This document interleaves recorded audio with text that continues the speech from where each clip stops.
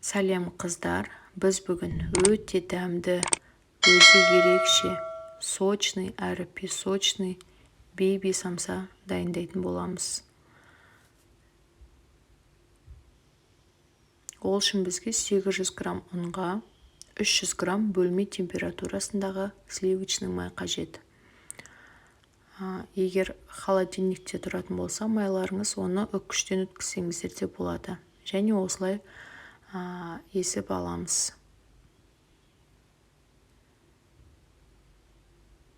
Оған 200 грамм қаймақ,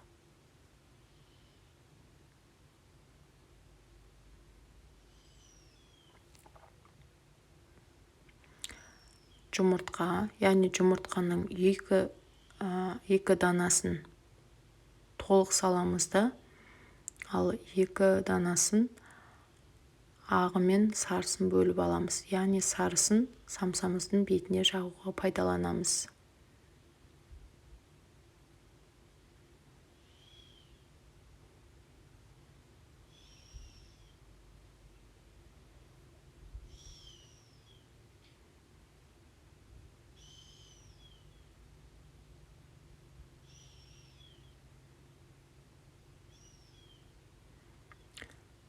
Бір жарым шай қасық тұз,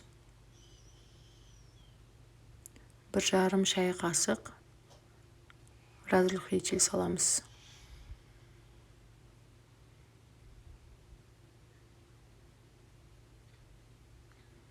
Жақсылап араластырып,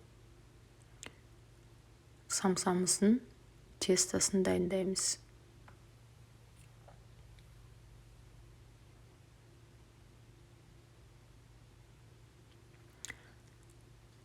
Дайын болған қамырымызды 2 сағатқа тоңазытқышқа салып қоямыз.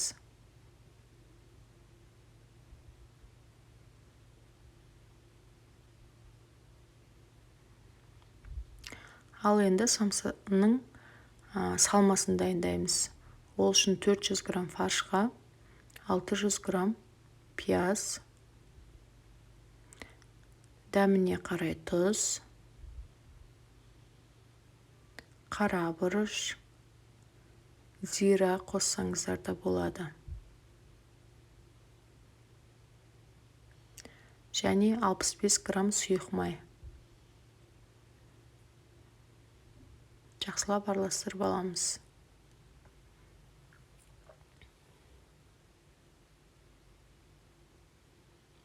Біздің қамырымыз дайын.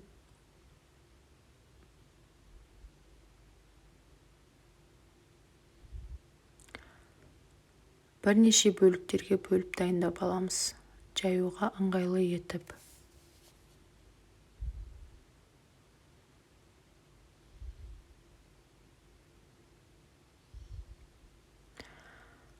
Қамырымызды қатты жұқа емес, қатты қалың емес қылып жайып аламыз. Егер жұқа болып қалған жағдайда, ол бізде тап болып қалады. Осылай дөңгелек етіп стаканмен кессеңіздер болады.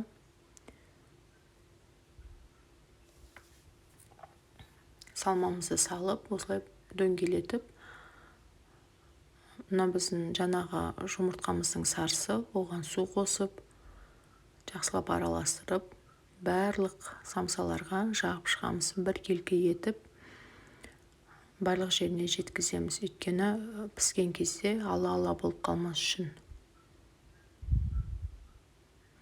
Және бетіне күнжут, осылай жұмыртқаға батырып қойып жақсаңыздар, бір келгі әдемі болып жағылады. Және қара күнжут қоссаңыздар да өте әдемі сән береді.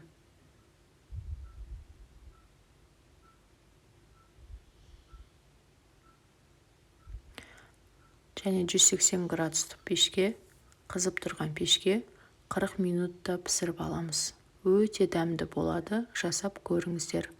Менің каналыма тіркеліп, лайк басып, комментарий жазуды ұмытпаңыздар. Рахмет сіздерге.